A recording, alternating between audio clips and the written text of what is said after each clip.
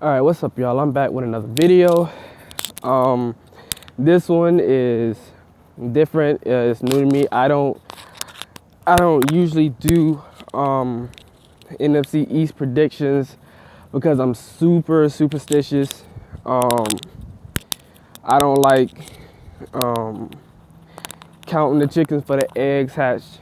I'm not really into that, but someone asked me to do it, so I guess I'm gonna put my opinion out there. Take it with a grain of salt. This is non-biased, of course. If you've seen any of my other videos, you would know that it's non-biased, being as truthful as possible, being as fair as possible. Now this is me predicting the NFC East, barring injury. Like, nobody's injured, everybody's okay, which 9 times out of 10 won't be the case, but it's just in case that it does turn out that way. This is just me predicting with everybody having a clean bill of health. So I'm gonna start with the team that I think will finish last, which is pretty difficult because it's relying on certain things happening, because I think the bottom 2 teams are really close and it's interchangeable to me at any point. But I think, in my opinion, I think that the Washington Redskins will finish last. And I know the Redskins fans won't like it.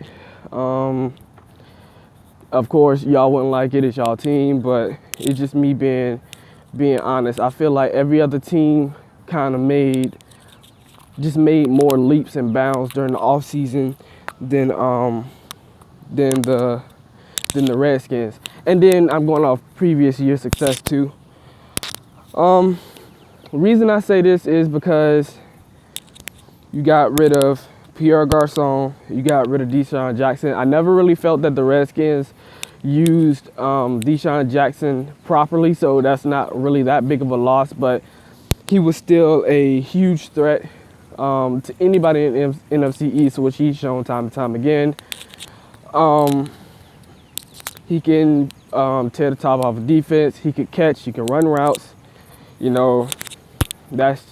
He's just a good quality guy to kind of keep, and Redskins just kind of let him go.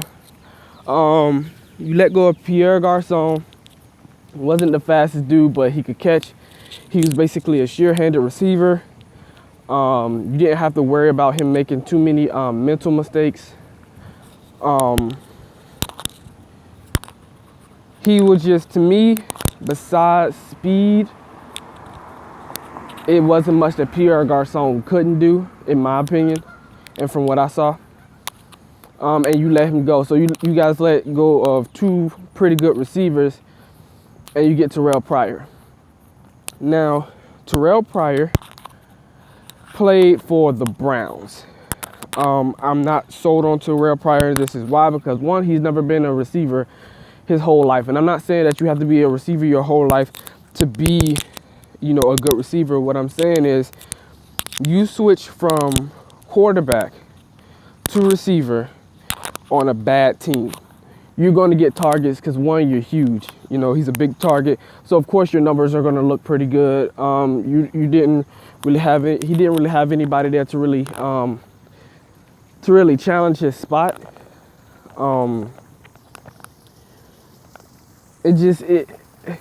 He like I said, he just didn't have anybody there to challenge his spot. Nobody there to really kind of push him to be better. And then you move him to the NFC East, where I don't care how good of a receiver you are, you're always going to have problems.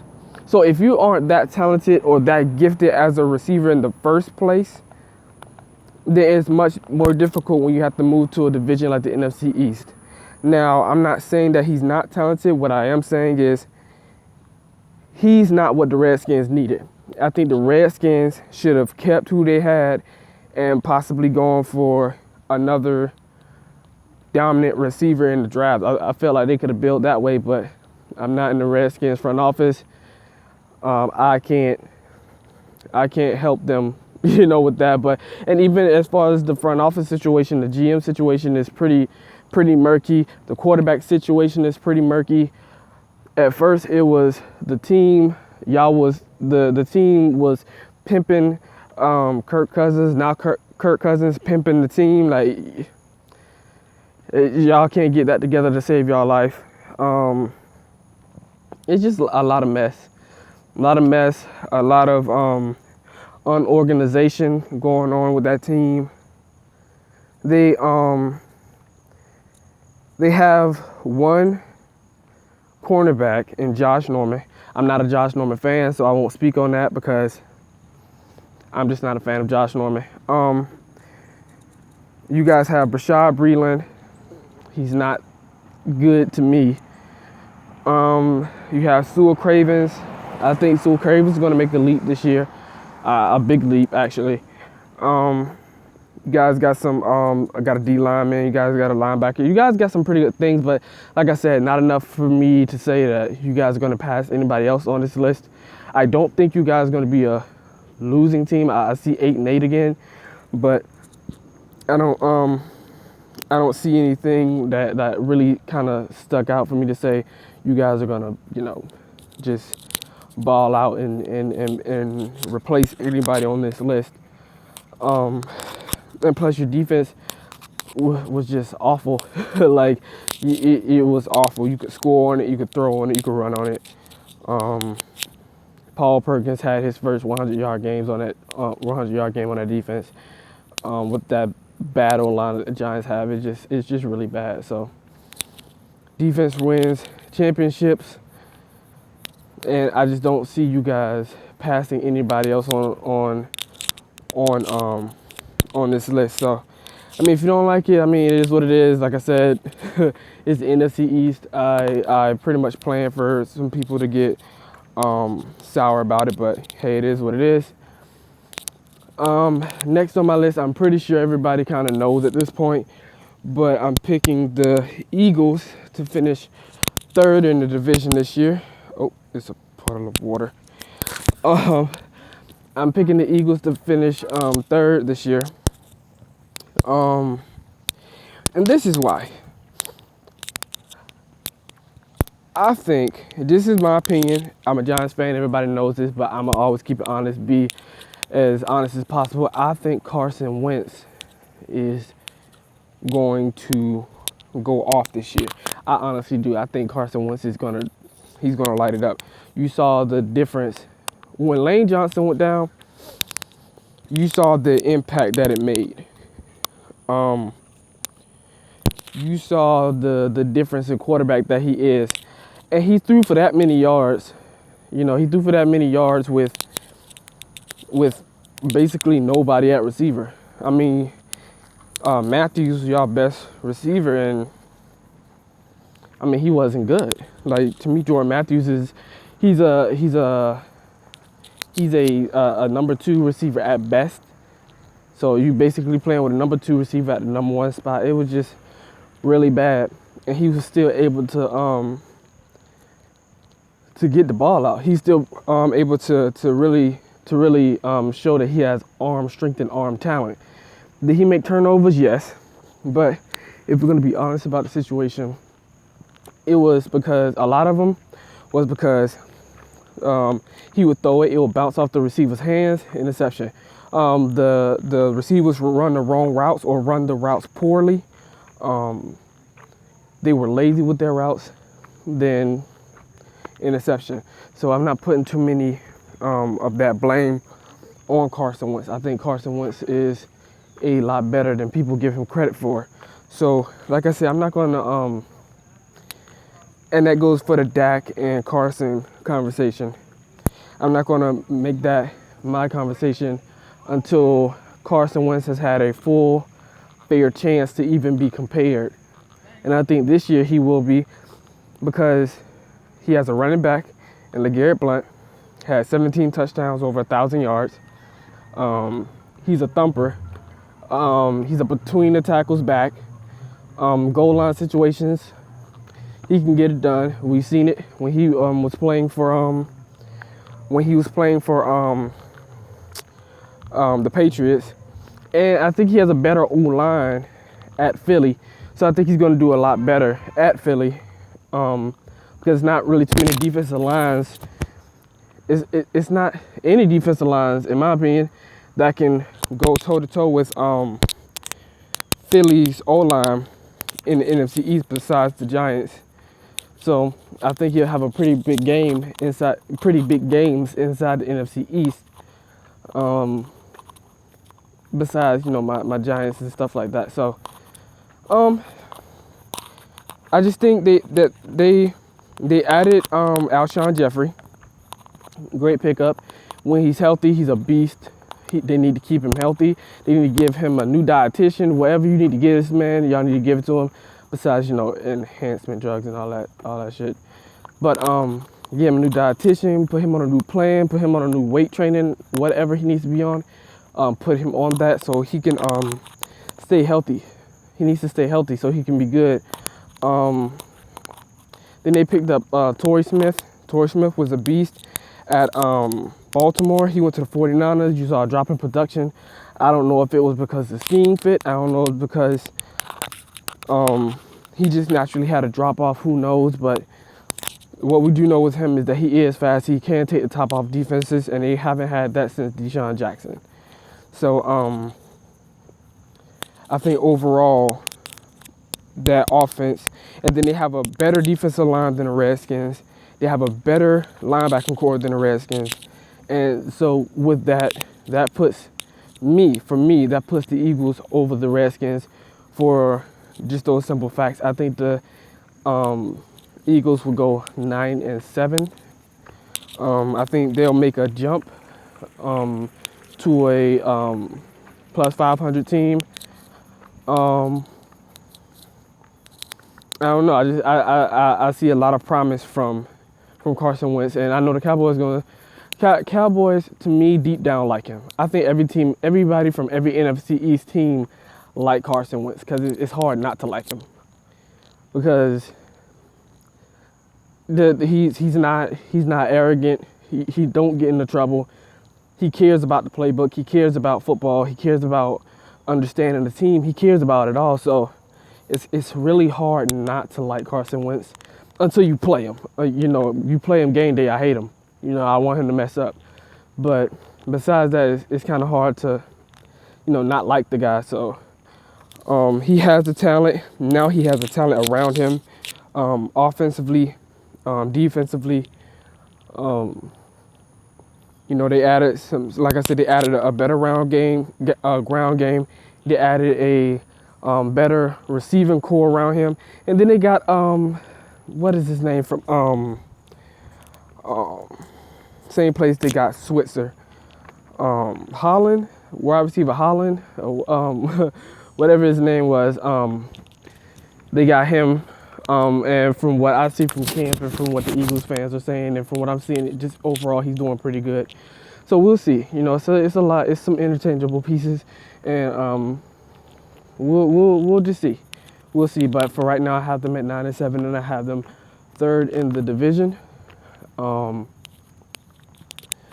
So second. This was a little more difficult because just like the third and fourth spot can switch, to me this first and second spot could switch just as easily. I have Dallas second.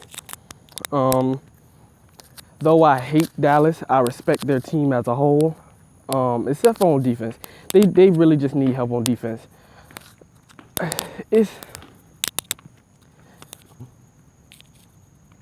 Their defense is honestly what keeps them from being a great football team. Because to be honest, they could have beat us twice. I mean, last year all you had to do was stop Odell Beckham from scoring and you was good. Stop Odell from scoring and you good. So I just don't understand. I don't understand. I don't see why, they couldn't get it done. I'm glad we won. I'm glad we beat them, because our defense is monstrous. Our defense is ridiculous, but their defense holds them back so much. It's not even funny. I mean, you respect the offense. I don't think you respect the offense as a whole. I think it's really key pieces, because since 2014, Dez Bryant has kind of been here and there. Like he's Dez one day, and then like Josh Norman says, other days he's just some guy, and that's just the truth. Like he's there when he wants to be there or when he's healthy, and that doesn't help the team when you're not healthy. And like my brother said, what beats talent is availability. You have to be there for your team to help. And if you're not, you can be 13-3, or you can be whatever win-loss record you want to be. But if your main guy isn't there, you're not going to do much else. So the offense takes a hit when he's not clicking, because like when they played New York, when Zeke isn't running as good as he can. I mean, the second game he had 100+ yards. He had like 106 or something like that. But in the second half, in totality, he had 21 yards. You can't win a game if you're rushing for 21 yards in the second half. Like now that run game is shut down. Now what? Our first guy's getting shut down by Janoris Jenkins, and that's what I'm saying. Like you have to show up when your team needs you. And sometimes to me, Dez is either not healthy or he's here and there. He's back and forth and whatnot. So you just need more from him as an offense. I think the real beast on that offense, two beasts on that offense, and they feed off of each other, is the O-line and Zeke. The O-line know that they don't have to block for long, even though they're great blockers. They know they don't have to block for long, because as soon as Zeke see that crease open up, he's going to hit it with power and he's out. Zeke know when I touch this ball and they block for me, a hole is going to open up. And the O-line know as soon as this hole open up, he's gone. So they feed off of each other. And that's what makes them really dangerous as an offense. But the reason I have them second is the defense. You got question marks at safety. You got question marks at corner. You don't know if, what's that linebacker name? Jalen Smith. You don't know if he's going to play the whole year or miss games or whatnot. The only real dog that y'all have on that defense and that I respect on that defense is Sean Lee. To me, he's a great player, athletic, fast. He has a nose for the ball. He can cover tight ends. He can hit. That's really the only dog y'all have on that that defense. So I think that's what's gonna hold y'all back, and it held y'all back last year. And then y'all get into the statistics and say y'all was a top 5 defense, or y'all was top whatever at stopping the run. Here's the thing about it: when you think about it, your team was never really on the field for that long in the first place, because y'all had the best or the second best ball control in the NFL. Y'all defense didn't have to be on the field that long to really get all that exposed. And when they were on the field a long amount of time, they got exposed. So it wasn't the fact that y'all was stopping the run game, because when y'all can be thrown on as much as people were throwing on y'all, defensive coordinators don't come into the game and say, hey, we're going to just run the ball down their throat. That's not how they see it. They see it as, oh, the weakness is the secondary. Let's shred them. So when y'all say y'all stopped the run, yeah, y'all stopped the run, but one, y'all wasn't on the field long enough to say that, hey, we were dominant run stoppers. And then the teams weren't really running on y'all, they were throwing on y'all because it was easy. So that I think that's what's going to really hold you guys back from really being a prosperous team. Until y'all get that together, I think y'all will just be a really good team. But playoffs will either elude you, or you're going to go to the playoffs and not win, because playoffs is for the defenses. Regular season is for the offense to shine. Playoffs, whole different story. That's when the defense needs to step up, because that's when y'all play the best of the best, And y'all two worst games, well, I'm gonna say Dak's 2 worst games were against the Giants, and that's the best defense that they played all year. Well, now you got to play defenses that are just like the Giants or a little bit better. You got to go and play Denver. That secondary is nasty. You got to go play Kansas City. Just about every the line is good. The linebacking core is good. The corners are good. The safeties are good. You gotta play a whole bunch of teams that have defenses like ours or better than ours on top of playing ours. So it's a little difficult to say that they would be number one. Simply, I'm just basing this simply off defense. Simply off y'all defense. I don't think y'all defense will get it done.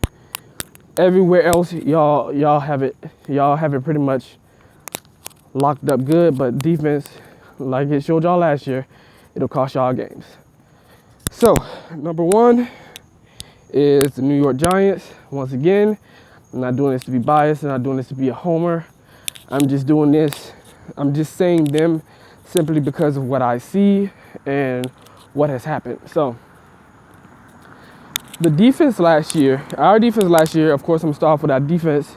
That's what I was most proud of. The defense I'm most proud of is ours, of course, and it was just good just about everywhere. I think our weakness was the linebacking core, and it wasn't because they couldn't cover, it's because they didn't have the speed to cover. So what we do is we now inject VJ Goodson, linebacker from Clemson. He's fast, physical. He has a nose for the ball as well. If you don't know who he is, go look at some of his gameplay. He's really good. The D-line, top 5. You ain't running on them. I don't care if you're trying to find a gap to run through or you're trying to hit the edge. He's sealed up just about everywhere. Your success running the ball on us was very minimal. You could get some throwing yards on us, but you weren't scoring. We had a lockdown corner, 2. We had a lockdown on the outside and a lockdown slot in DRC. Eli Apple had his ups and downs, but I feel like everybody can say that he's going to be a pretty good pretty good back for us. The safeties, of course, Landon Collins, to me, the best in the league this year as far as overall production. We got Andrew Adams, undrafted free agent. He balled out. He was the 3rd-ranked rookie safety this year, which surprised just about everybody because you never really know what you don't know what you're going to get in your draft picks, let alone your undrafted picks. So that was just really good for us to see. So we can stop offenses. We can stop offenses, and that's what's good for us. That's what's positive for us as a team. Offense. Now this is where it gets tricky for us because to me the Giants offense is like a vault of weapons, but nobody know the passcode to get in to go get them. Like you have your Sterling Shepard, 635 yards, 8 touchdowns, and that's just out the slot. You got Odell Beckham, 1,000 yards, of course, 10 touchdowns, of course. Then you have Brandon Marshall. Now people are going to say, "Oh, Brandon Marshall is old and he's slow," and last year proved that. Last year only proved that the Jets as a whole was an awful team. It was an awful team as a whole. It wasn't just, oh, Brandon Marshall getting slow or Brandon Marshall getting bad. No, it's just the fact that the team as a whole is just not. It just was not good. You got Ryan Fitzpatrick, who's throwing like 6-7 interceptions in the game. He don't know how to make reads. He had a pretty decent O-line. It wasn't like it was awful. So, but they'll go off last year's stats, but they won't see in 2015 dude had what 1,500 yards, 14 touchdowns, like ridiculous. But they'll say, oh, he's getting old off of 1 year, but the year before last he killed the league. But you know, somehow he coming to the Giants, he's going to forget how to play football. I don't know if that's what people hoping for or not, but you know, whatever. And like he said, he's not even coming to be the number 1 guy. He's coming to be the number 2, and he's coming to take pressure off of Odell Beckham. That's it. That's it. He's not coming to rack up 30 touchdowns and all that type of stuff. He just want to come in, contribute, be the number 2, and help Odell out. So you have that. You have 2, to me, really good wide receivers. Paul Perkins, of the limited snaps he had, he averaged 4.1 yards a game. That's pretty good. He didn't get what he should have got, and that was the start and roll at week 4. Period. He should have started, but he should have started. Matter of fact, after that Vikings game, he should have started. But you know, I don't know what the Giants were thinking, but you know, whatever. So we went out. We got a tight end. People are gonna say, "Oh, well, he's just a wide receiver. He's not a true tight end." Well, if you guys have been paying attention, he's gonna put on some weight, and they're gonna have him in line during this off season, teaching him how to block with his hand in the ground. So he's going to learn, and it's not like no, he can't block, and the reason he can't block is because he blocks with his head down. He goes in with his head down. He goes in trying to bum rush, and he doesn't keep his eye on his target. That's what's wrong with him. And I think with better teaching this year, you know, in the NFL type coaching, he'll get better and he'll learn it. So I'm not worried about his blocking. What people should be worried about is the fact that he's faster than Odell. He can catch and he can run routes. You know, that's hard for just about any, you know, linebacker to cover. So to me, and then also the O-line, we have O-line issues, really bad O-line issues. The only 2 good linebackers that we have, not linebackers, excuse me, offensive linemen that we have is Justin Pugh and Weston Richburg. Both of those guys are really good when they're healthy, really, really good. We now got Adam Bisnowadi from Pitt, and then we got Chad Wheeler from USC. I like both of those guys, and I think both of those guys are going to do very well as far as being, whether they're rotational or whether they're starting. I think they're going to do pretty good. I'm not expecting them to be beast. I do expect them to be a step up from what we have already. So like I said, I think offensively we're gifted, and I think that when you have someone to take the ball or attention all the way, not all the way off, but partially off Odell, so you can play us like a defense, then it opens up the playbook for our offense. And with our defense being the best in the division, I think that we're the most complete team just at this moment. I think the Giants go 11-5. I forgot to do Cowboys. I think the Cowboys go 11-5. I think we tie. I think both the Cowboys and the Giants get into the playoffs. And I basically leave it at that. So I got Giants 1, Cowboys 2, Eagles 3, and Redskins 4. If you disagree with what I'm saying, just drop a comment. You know, tell me your opinion, why you pick who you pick, and then like, comment, and subscribe. Appreciate it.